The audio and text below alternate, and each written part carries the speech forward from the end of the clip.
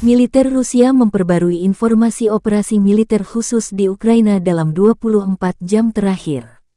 Juru bicara militer Rusia Letnan Jenderal Igor Konashenkov, tanggal 14 Desember melansir pasukan roket dan artileri Rusia menetralisir 93 unit artileri Ukraina tenaga kerja dan peralatan militer di 186 area.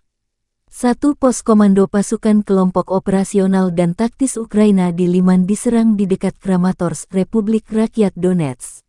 Selain itu, gudang amunisi Brigade Mobil Udara ke-81 AFU, yang menyimpan hingga 2.000 roket Grad MLRS dan lebih dari 3.000 peluru artileri dari berbagai kaliber, dihancurkan di dekat Kramatorsk, Republik Rakyat Donetsk.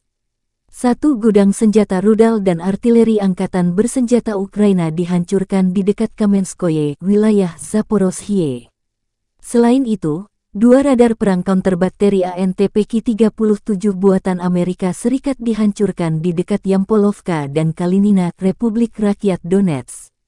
Pasukan pertahanan anti pesawat Rusia menghancurkan 3 drone di dekat Premosnoye dan Tokmak, wilayah Zaporozhye, dan Rahyovka, wilayah Kherson. Perkembangan lain dari kubu Kiev, Kementerian Pertahanan Ukraina melansir 740 tentara Rusia dinetralkan dalam 24 jam terakhir.